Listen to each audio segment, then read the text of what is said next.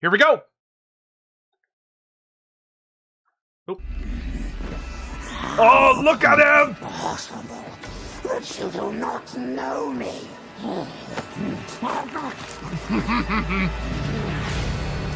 I, masterminder of schemes within schemes. Is that Gotrek and Felix?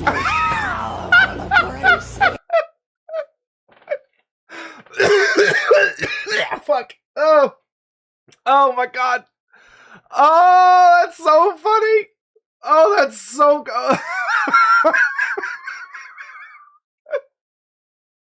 That's such a good reference, dude.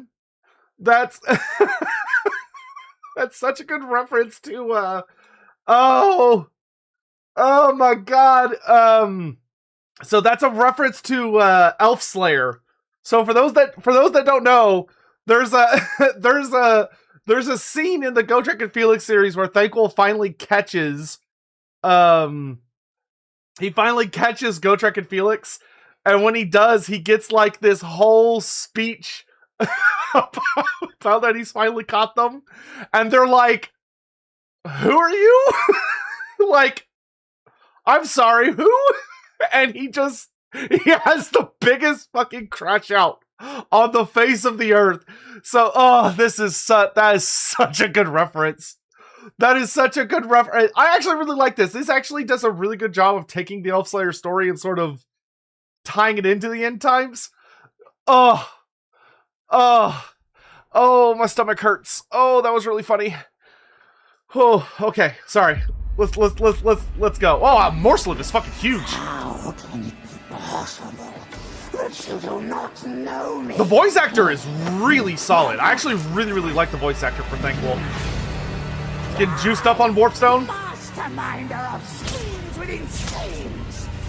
The most powerful of Graciers.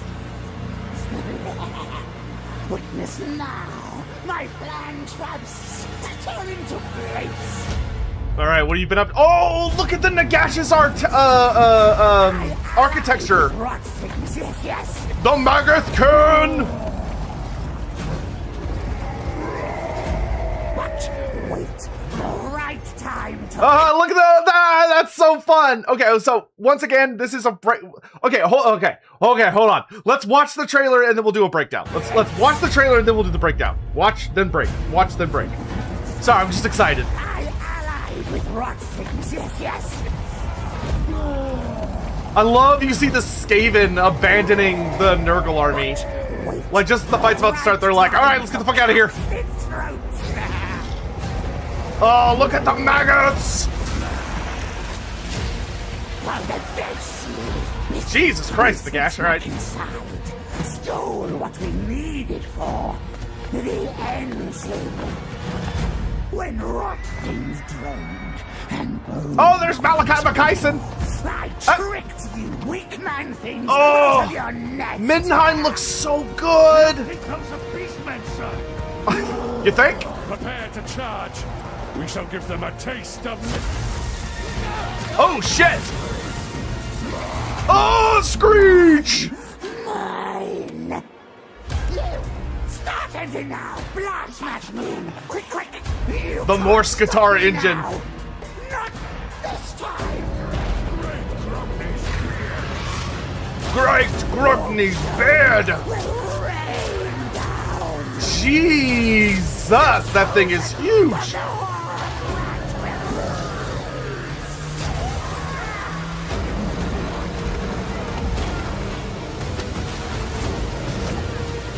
Oh! Oh, Tawny looks so fucking cool in that shot! Now none shall forget. Grace, Oh, that's pretty good!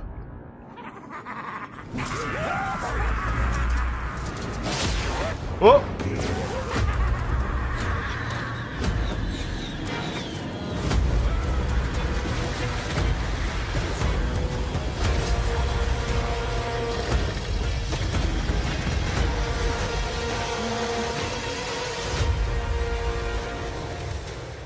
God damn, dude. That's a really good trailer. I do like this. That's a really good trailer. So, okay, hold on. Okay, a couple things I have to say right immediately. Of that, I really like the story behind this trailer. I really like the story behind this trailer. Let's pull the trailer back up, and let's actually go through this thing to see if we can spot other stuff. And then we kind of like pick this apart. So right now, let's pick it apart for like any like unit type stuff we can see. They did a really good job on this. I'll talk more about the story implications of it in a little bit. Yeah. So we get to where he starts like bragging. So here we get to finally see. So this is the architecture for the Undead Legions. So this is the Undead Legions, obviously you get Nagash architecture, and this is what it looks like. It looks very nice in my opinion. Very spooky. He's got Nagash's imagery on it, a lot of teal and black. It looks like it's basically been heavily modeled after the architecture of the Black Pyramid of Nagash. Like, goddamn, it looks fantastic. Are we getting the Glottkin? Yes. Where have you been? Yeah. But you can see this is essentially Nagash's R. And it looks super duper good. So here we can see a mixed army coming in, from Nagash, with lots of little plague boys. So here we've got one of the Poxmagath riders. Oh, there's the Flayerkin. So you can see the Flayerkin down here. I do hope Norska gets access to the Flayerkin. I would also really like for the Flayerkin to be a unit that uniquely the Skaven can recruit from Hell Pit. Because for those that don't know, the Flayerkin were actually made by Throt the Unclean. Throt the Unclean was basically Archaon made a pseudo pact with him where Archaon gave him like thousands and thousands of Norskins.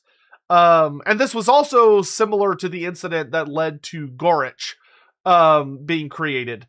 And Throt basically augmented all of these marauders he was given by scrambling their brains, chopping off all of their limbs, and replacing their limbs with like hooks, cleavers, blades, and all this other stuff to make them better at climbing walls, because they were specifically designed so they could climb the walls of Middenheim.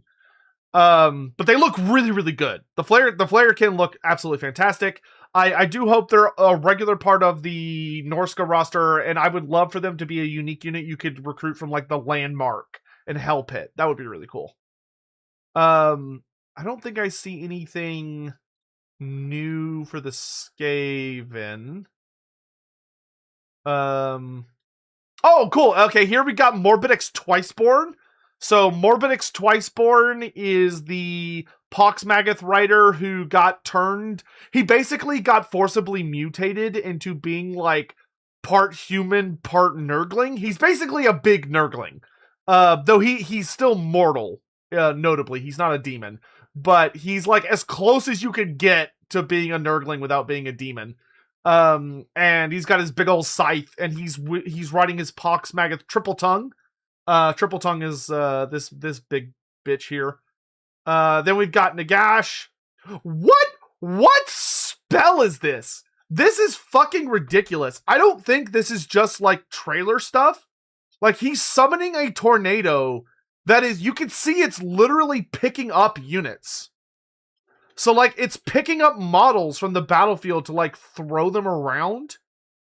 That is a crazy ability. I don't know if that's a spell from the Lore of Undeath or if it is a army ability, but that is like fucking gnarly. If that actually picks people up and throws them around, that is crazy good at disruption. And then of course we've got the Skaven breaking into the Black Pyramid, as is tradition.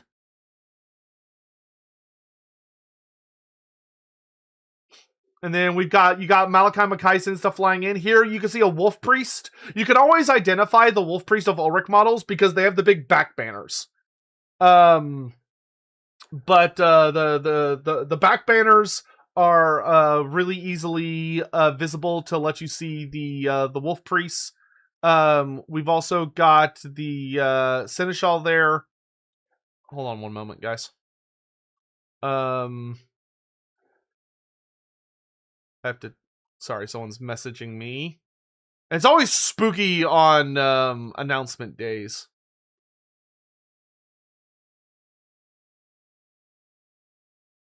Okay, so, all right. So some people are asking about a thing in chat. So, okay, guys, I have to ask you a question. I have to ask y'all a question. Of that, I know y'all have a lot of questions, and you're all really excited. You want to see things. So my question to you would be, after we finish going through the trailer, would y'all like to just play a little bit of Boris Todbringer campaign? Would y'all want to see a little bit of Boris Todbringer gameplay on stream?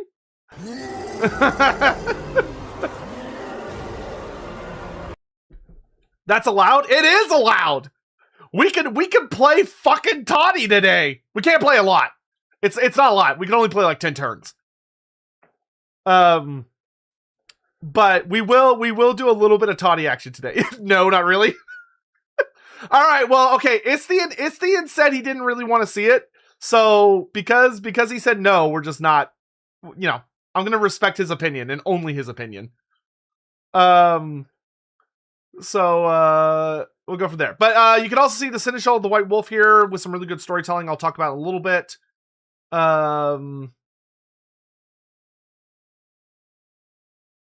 Dude, the Giant Spine Chaos Beast is so fucking sick. So you got the Giant Spine Chaos Beast lurking over here in the background, which looks super fucking awesome. We've also got... Yeah, that looks good. And then you got the Skaven attacking from the side. And you can see here... Yeah, you can see some of the Storm Fiends coming out. It's a little hard to see them because there's so much going on. And Screech, okay, this looks like it might be an actual ability from the game. So Screech Vermin King has a very nasty, unique teleport concept in the actual game. It looks like they might be giving Screech Vermin King a teleport similar to Bashiva, because you can see he literally just manifests out of nowhere. Like, there's an attack happening, and then all of a sudden he just pops out of a bunch of warp lightning. So I wouldn't be shocked to see that Screech has his own unique ability to pop into existence.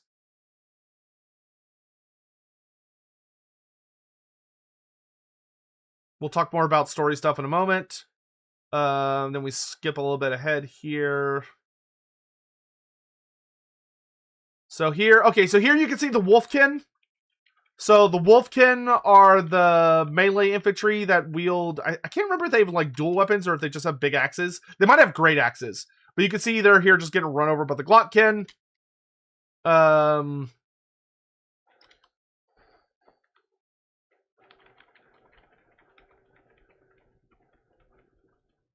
What are we eating here? Oh, this is new.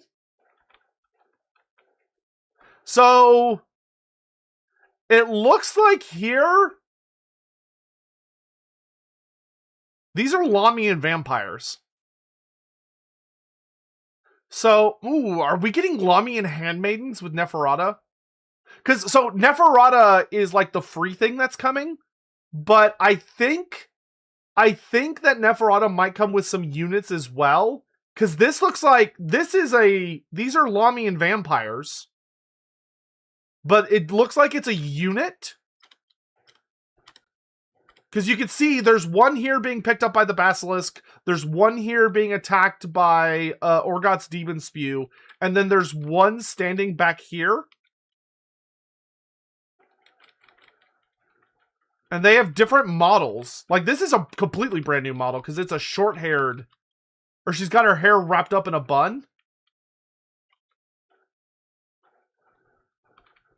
We might be getting Lami and Handmaidens as like a infantry unit, which would be really fucking sick. But we'll have to see. But they're like straight up not having a good time. And then we've got Amir Volgir here, kicking ass and chewing bubblegum. And then Toddy just getting the most badass charge ever. So you got the Hunting Hounds, followed by Toddy, followed by the Knights of the White Wolf. Oh! That's the pus bag. These are pus bags. See, these are, so they're like Skaven slaves or clan rats that are super diseased. See how swollen his belly is? He's got like a big swollen belly, and they're very diseased looking. So I'm guessing these are like the tier 0 units for Clan Pestilence, essentially. Dude, Clan Pestilence is eating good.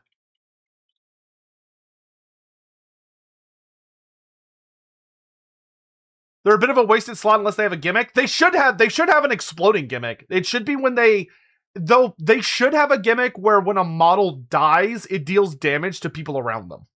I will be shocked if they do not have that as a gimmick. And then you got the Kimric Titan just impaling some poor bastard.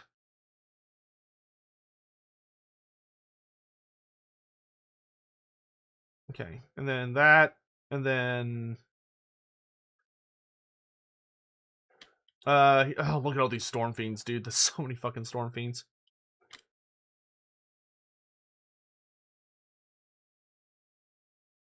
Nagash looks so fun.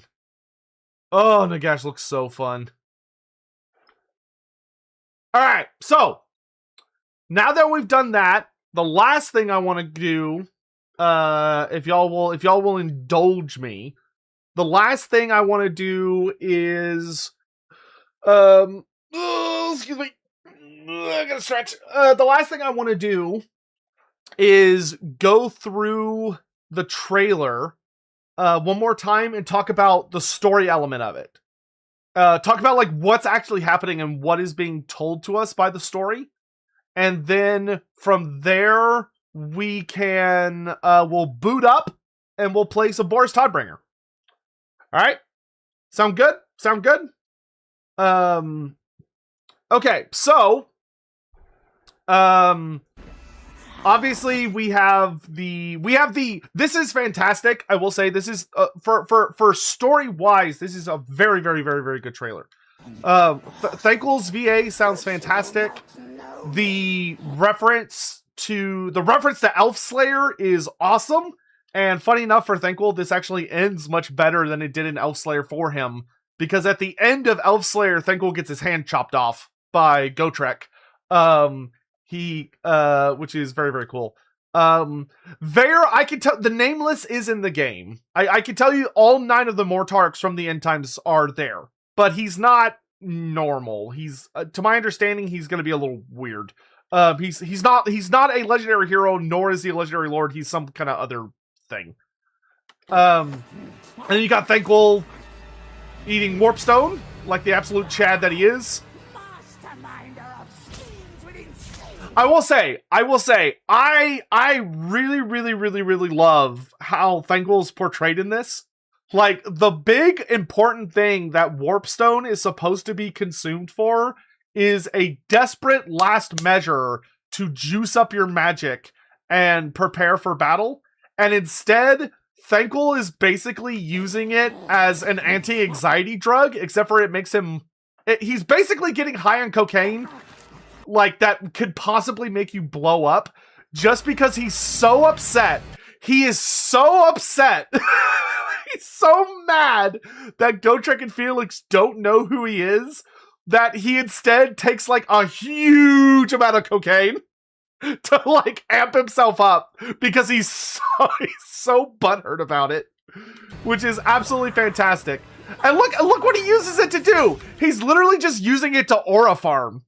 He's basically taking this super drug to aura farm against Gotrek and Felix, because all he uses it to do is hype himself up and start shooting off warp lightning to be like, no, I'm big and important. I'm big and important. This is important for me. Which is very, very funny. Who eats more warpstone, Throt or Thanquol? Thanquol by a lot. By a lot. Throt doesn't actually eat that much warpstone. He's more cautious with it. In Total War, they have the kind of animation of him eating some, but that's not realistically what he would do. He can eat warpstone, but he would be more careful with it just because it's a more rare resource for him. Whereas Thanquol has a genuine addiction.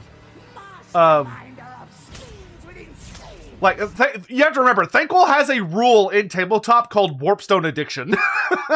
Like, he's got problems. His Thanquol has consumed so much warpstone that his horns have turned into warpstone. Like, he's got a problem. The most powerful of graces. Yeah, and this is great. I love so much that he has done the classic, once again, a very good reference to Elfslayer. He has it up. He could kill Gotrek and Felix right now. He could just kill them, but he won't, because he is the ultimate Saturday morning cartoon villain, and he needs them to acknowledge him as the best ever. He needs to be acknowledged as like the greatest villain they have. He needs them to stroke his ego. He can't let them die until then.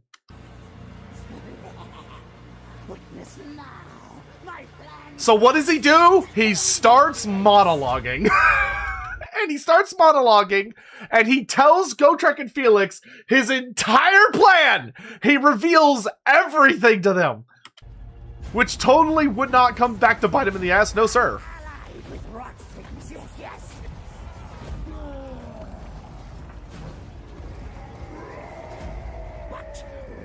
This part is also fantastic storytelling. I love this a lot. Of that. So basically what this trailer reveals that I really, really, really enjoy, the thing that this trailer reveals that I love is that in the Total War Warhammer verse, right? So in the alternate reality that is Total War Warhammer, with the advisor, and we've talked about the canon, quote unquote canon story before of Total War Warhammer. Basically, the way that the end times pops off in Total War Warhammer is that it's Thanquol's fault. Basically. That Thanquol is the grand architect behind the end times officially kicking off in order to pull off one of his great streams. Yes, I will be chopping up this stream into shorter videos and then releasing those as videos over the coming days. Yes, I will do that. Absolutely. So basically what we see here is that Thanquol has made a pact with the maggot kit, the brothers Glott, and he convinces them that they should join together as an alliance, which this is also kind of like a fun, in a way, this is kind of a fun reference to the Immortal Empires trailer, because if you go back and watch the Immortal Empires trailer, there's a whole thing about the Skaven and Nurgle fighting side by side. So I do like that this is almost sort of a continuation from Immortal Empires, where we get this alliance between the Glottkin and Thanquol, but Thanquol betrays them. So Thanquol basically convinces the Glottkin to attack Nagashazar, which would make sense. I mean, they have a big fleet, and in the original End Time story, the Glottkin attack Marienburg. But basically, this story seems to have it where the Glottkin sail around the world and go into the Sour Sea, and from there, they launch an attack on Nagashazar with the Skaven backing them up. But as we see here, the Skaven betray them. So just as the fight's about to begin, the Skaven ditch. They get the hell out of Dodge.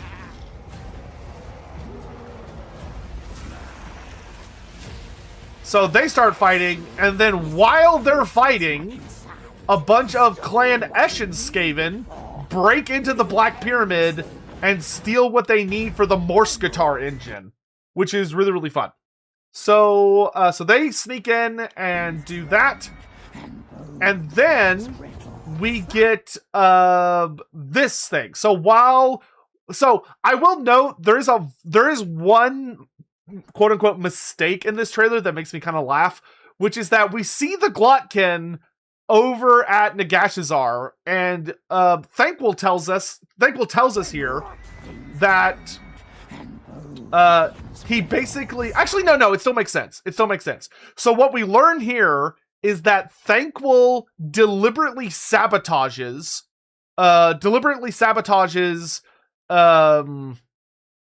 what's going on at Nagash's. So the Glottkin, I would say, pretty reliably lose.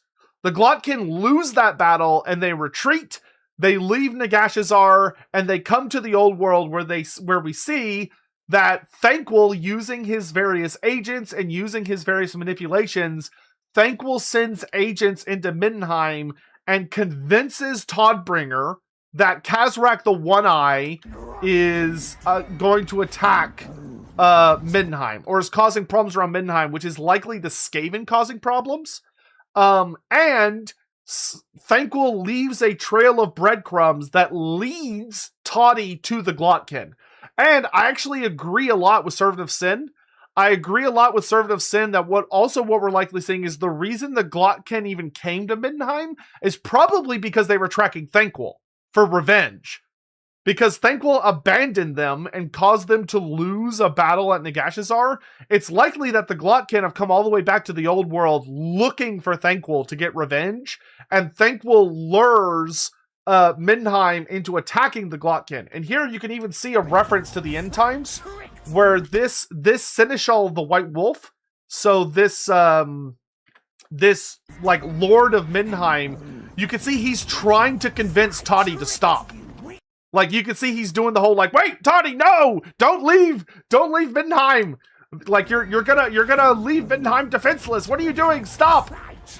Which is a really good reference, actually, to the end times, because in the end times, Todbringer goes a little bonkers, and by a little, I mean a lottle, and he ends up leaving Middenheim at the head of a big army to go after Kazrak, which ends up getting him killed, and leaves Middenheim without a lot of its military might. So we kind of see a reference here to that. Obviously, you can also see Gotrek and Felix are with him, though. And you can also see the Zeppelin of Malachi Makaisen flying into Middenheim, which is likely how Gotrek and Felix got here. So there's some more like really nice storytelling and world building. And then when he comes out, we get the... I don't think those are beastmen, sir! So here we get the whole thing that Toddy thought they were coming out to fight Kazrak and the beastmen, but they find out that's not what's waiting for them. What's waiting for them is the Glottkin, which, of course, they're still going to fight them. So Toddy starts giving us a big, awesome speech. We shall give them a taste of... And then the guy behind him immediately gets sniped by Warp Lightning. As the Skaven launch their big attack, and clearly the whole point of this attack is not only to gravely weaken the forces of Middenheim, but it's also to capture Gotrek and Felix. So Gotrek and Felix are captured in this battle as Screech Vermin King launches his big assault.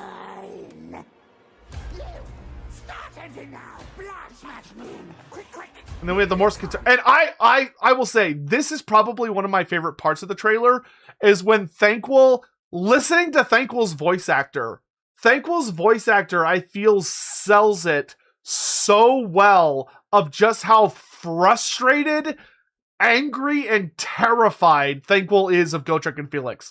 The way he turns to Gotrek and Felix and he says, "You're not stopping me this time!" Like, you can just hear, like, 25 years of anxiety and frustration and hate in that voice acting, which is so good. Quick! You can't stop me now! Not this time! He's like, "You've stopped me the other 700 times, but not this time!"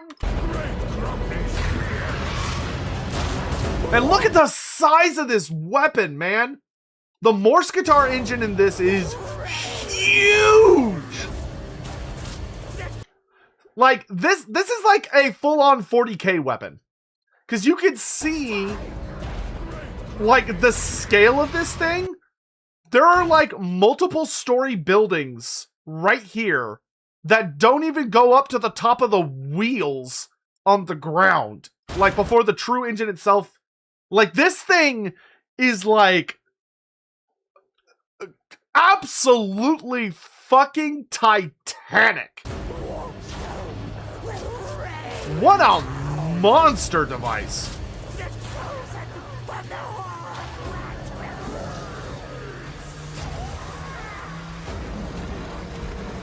And then, of course, got all our final battle footage going super crazy and awesome and stuff.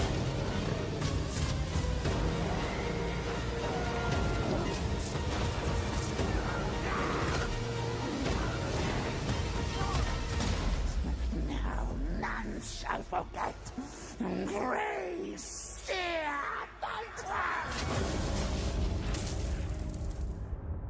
And I gotta say, I love so much that this basically implies the entirety of the end times was orchestrated just so Thanquol could aura farm. This rat, set up the apocalypse, orchestrated, debatably, the return of Nagash, the arrival of the Glottkin into the old world, shit going tits up, just so Gotrek and Felix would remember his fucking name.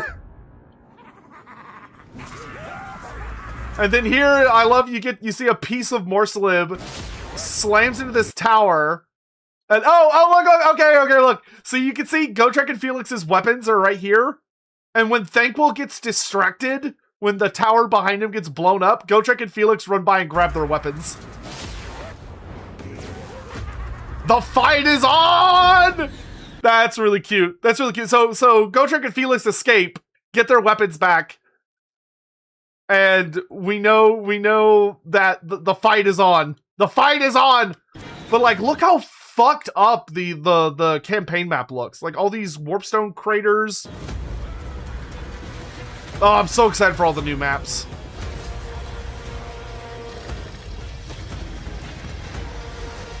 Oh, here we actually get a good look at the Midnight map. Wait, go back. Oh, look, there's the Cauldron of 1,000 Poxes.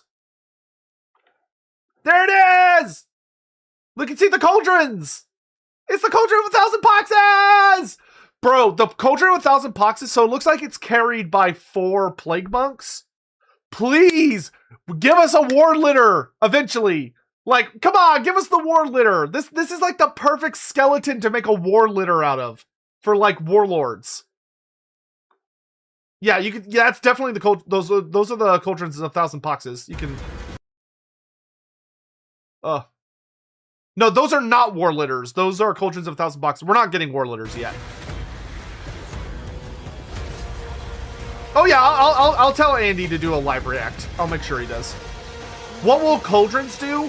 They should be mounts for Plague Priests, and hopefully Lord Skrulk. But the big thing they do is they should provide really nasty AoE debuffs, very, very solid buffs for friendly Skaven, and they should also have a lot of bound spells from the Lore of Plagues.